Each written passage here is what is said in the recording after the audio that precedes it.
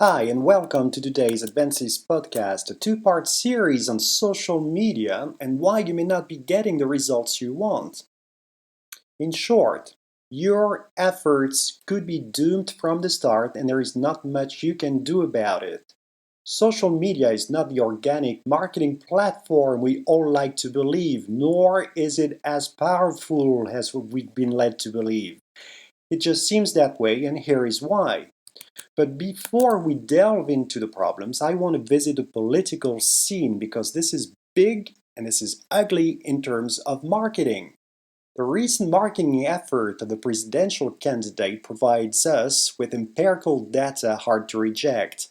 The candidate's recent foray in the social media scene provides jaw-dropping statistics. His campaign allegedly spent upwards of $100 million on social media ads and influencers, more than 500 of them were sponsored, yet he did not get the party domination.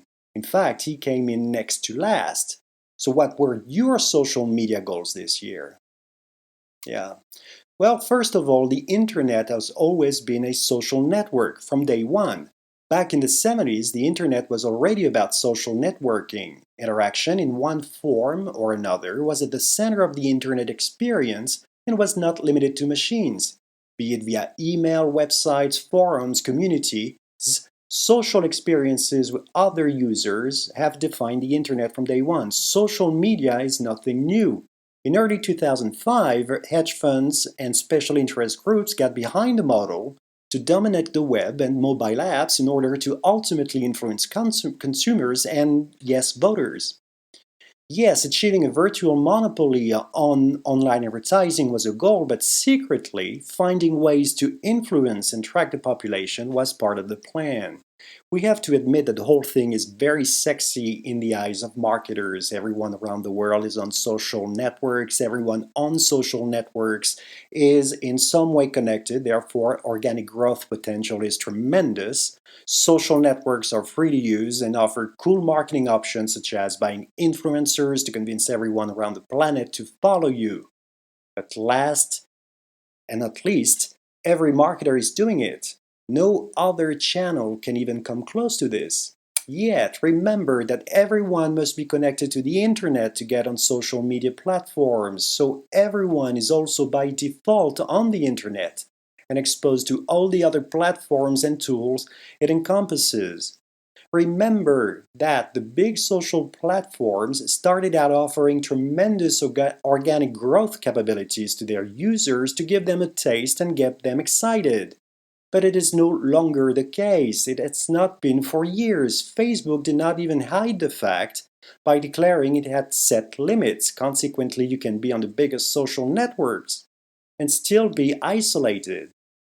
Remember that it is no longer free when promoted posts and other media buys are the only way to grow your audience today on the social networks. Some of it is due to the business model of social networks, yes, but some of it is due to the fact that billions of accounts generate billions of posts and messages every day. Remember that influencers have existed in one form or another. Before the social media took over, they were called bloggers. The ones who enjoyed a large audience usually attracted advertisers interested in media buys.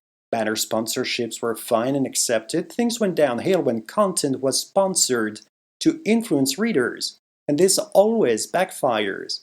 It did for Adobe and the latest version of Flash Player.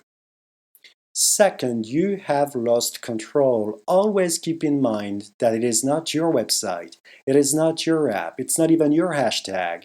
The social media platform can shut down like Google Plus and Vine, and you will lose everything. The social media platform can censor your posts. The social media platforms can limit your audience reach. Your hashtags can be hijacked. None of this would happen on a site or app you own. Third, the audience is not really your audience. Unfortunately, despite the number of followers you claim to have, ultimately the social media platform decides who will read your post. Not too long ago, a rumor circulated around the mysterious number 21 for small accounts. Of course, companies like Facebook denied the existence of that limit, but a growing number of users became wary when their posts and efforts did not get the interaction level corresponding with the size of their audiences. While Facebook denied the existence of the 21 limit, they hinted that posts were indeed evaluated and shared depending on a variety of factors, such as mood of the recipient that day. For a marketer, there is nothing worse than miscalculating the size of a market audience or reach. If you take to heart the fact that your post will reach only a small percentage of your followers, you will understand why your efforts on social media platforms need to be curtailed as soon as you notice that your ROI decreases. Fourth, you have to be patient. It takes time and perseverance to succeed. You've been well trained and sometimes briefly rewarded to post often on your webpage. It could not have worked better for these big techs. Marketers spend an average of 4 years before calling it quits. That's a long time of having no results. So join us next time as we look at the impact, or rather lack of impact, of social media on your e-commerce efforts. As always, you can get a transcript of this podcast by going to the advancis.com website.